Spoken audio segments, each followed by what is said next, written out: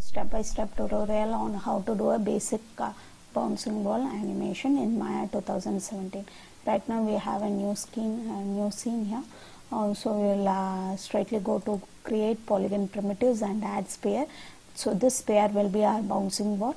We have to select the sphere and we have to add stretch and squash controller for the sphere, so that only we will get a realistic feel of the bouncing ball animation. So we'll select it and we will go to animation tab. In animation tab, select deform and go to non-linear and add squash. In earlier version of Maya, this deform was named as create deformers, but in Maya 2017 this is deform. So don't get confused, or those who worked in the earlier version. Okay, so we have got the stretch and squash controller for our sphere. So right now what we will do is we will parent this controller to our sphere, because we don't want this sphere to move somewhere else, because if it is moved here and we go and use the factor here, see, it deforms in a different way. So it is vital to have the control always in the center of the object in which we need to see the. So right now it is parented, so it will not move with anyone. Even then, for surety, we should hide this stretch and squash controller, so that we don't mess it up while doing bouncing ball animation. We will have only polygons because we need only that. And here we need we can add a shader, so we can see the difference easily. Okay, we will select as a new material, blend, and we will go to color, the checker box, and we will select checker. So if you press 6, you can see the texture mode, so that it will be it is visible whenever we are doing the animation. Okay, so let's move on to do the animation type. Okay, we will either go to right view or left view as per your wish, and have the ball somewhere around here. Right now I am going to animate this bouncing ball animation in a post to post manner. Okay, so I am pressing yes for set key. You can also have the toggle key, auto keyframe on, so that whenever you make a move, it will immediately register. Okay, go to the next key and get there. So this will be the down pose, and go to the next key, and you can reduce the amount of height and distance traveled by the bouncing ball.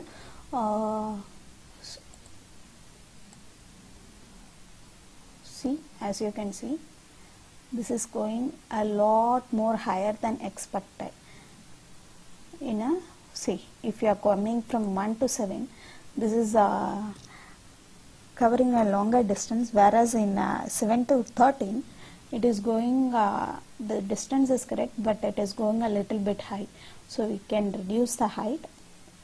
So this is the advantage in post to post method than the straight ahead method, because in straight ahead method you can't really find the fault until the animation is finished, whereas in post to post method, while keeping a pose itself, you can find out the problem and you can rectify it easily. Okay, then we'll go and we'll keep the down pose for it. Okay,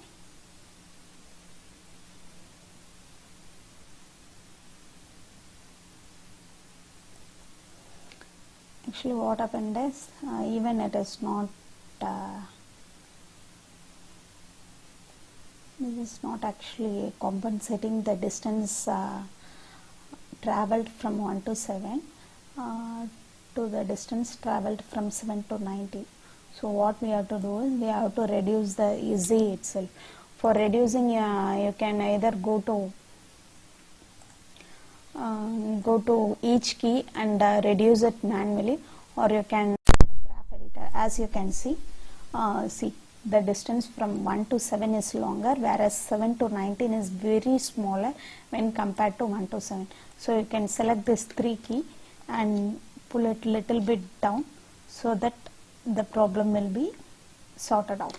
Okay, I think that is enough. Now we will see. Yeah, now it is going at a correct pace.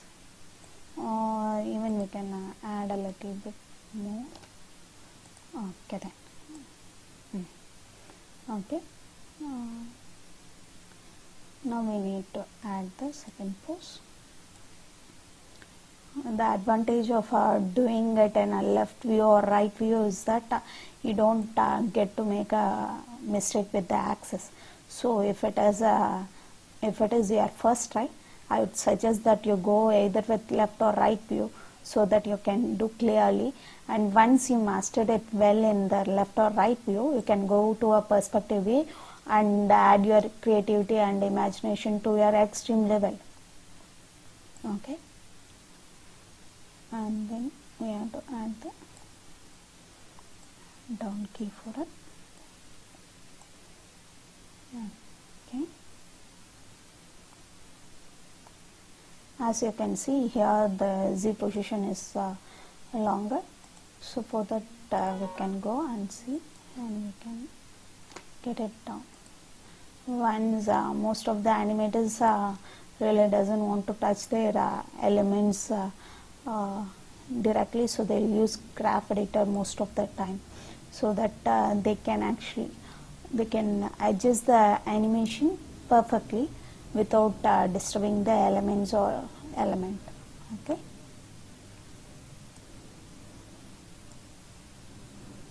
I think this will be our last bounce because the bounce will diminish at gradual level. So I think this will be a perfect place for a bounce to end. So we will keep it here and we will set key it, and the bouncing ball will not end like this, so it has to move to some extent with a rotation. Okay. So right now we got a basic bouncing ball animation.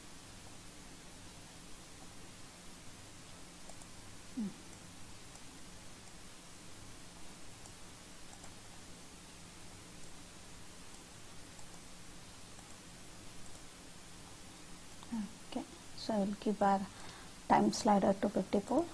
Okay, then if you see, you can see it a bit of slow in action.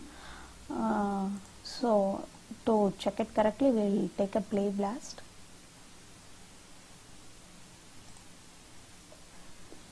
Okay. Yeah, it does seem very slow in play blast. So this is 25 fps. For 25 fps at this place, this is very slow. What we have to do is we have to select and we have to reduce the timing it is using. Either we can select the whole keys and move it in a single like this, or we can go to snap so that it doesn't snap to a floating integer, or else we can go to graph editor, which is more easy for me. If you see, select the keys and move. Yeah,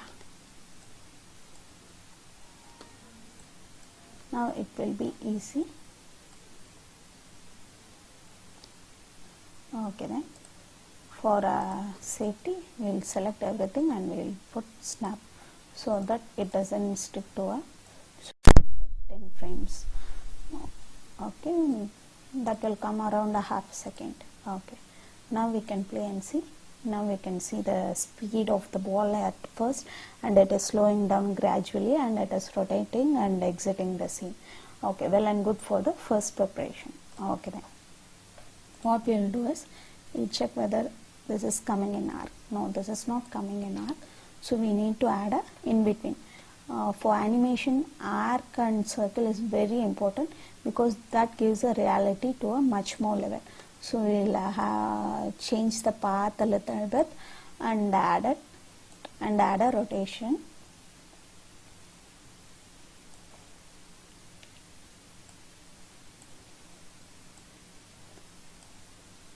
Every time we can do it.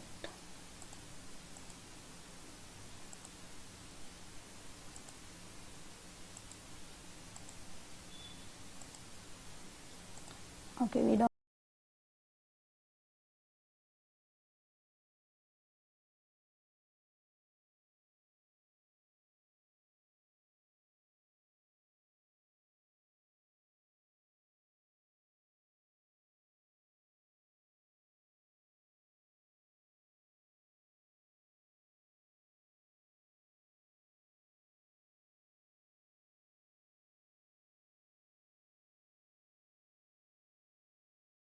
this is far more better than what we have done earlier.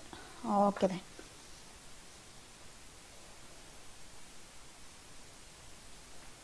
I think it will be easy if the last bounce is bounce time is reduced, so that we can have even more realistic feel. Okay then, we'll adjust the same in graph editor. Not like this, certainly not like this. Okay.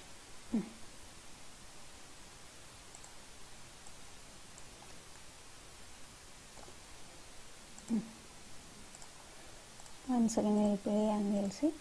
Okay then, yeah, now it's time for us to add the stretch and squash, and let's see how it is coping up with our animation.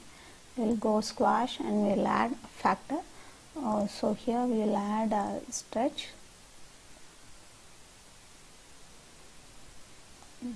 Since it is coming from higher right, the stretch will be higher.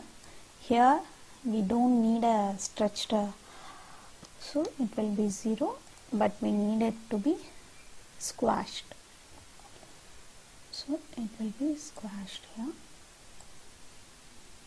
and here it needs to be stretched a little bit.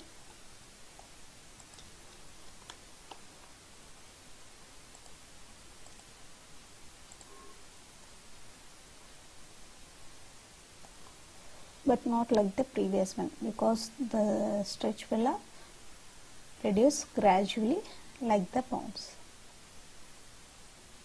Okay then, this will do. Okay, here we don't need a stretch because it's our extreme, we don't need a stretch, and here we need a stretch. Okay then, here we don't need a stretch, but we need a squash here, as it to denote that it hits the ground. So we'll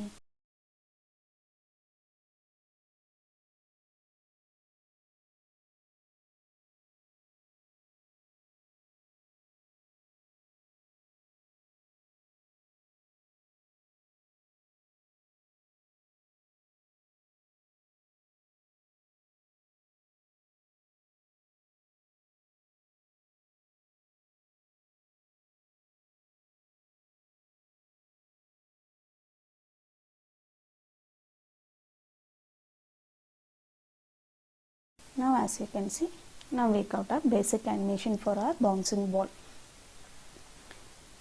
Thank you everyone. Bye. Hope you enjoy this.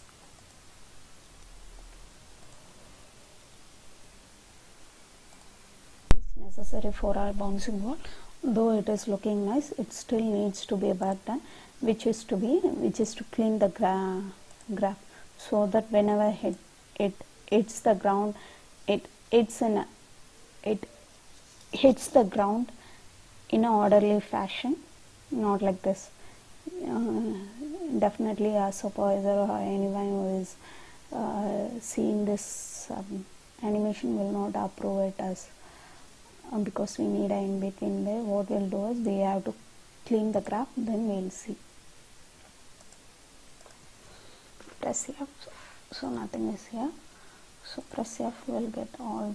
What you'll do is whenever the ball is hitting the ground, just select it and select linear tangent, so that it hits the ground in a harder manner. And whenever it is flying, make sure it is happening in a spline flat tangent, so that okay, now you can see, now you can adjust the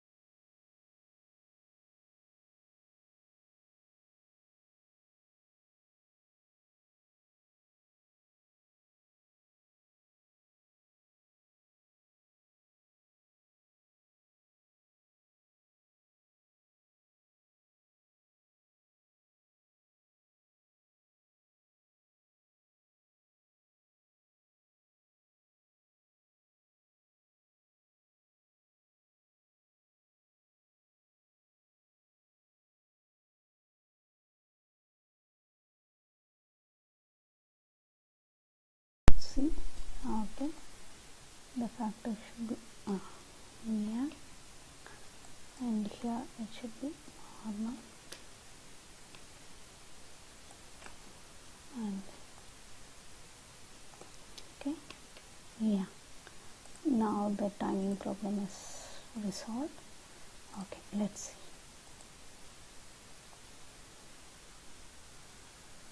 Yeah, now you could see the real field. Even then we could see a little bit struck here. I know the reason, because it is happening because of the Z, because we have made it to a flat tangent, so we need to go there and we have to okay, then yeah, see, this is the problem. You have to select it and okay, then no, spline will be nice. Okay, now we will see how our animation is. Yeah, it is much better. Good luck, animators. Go rock yourself.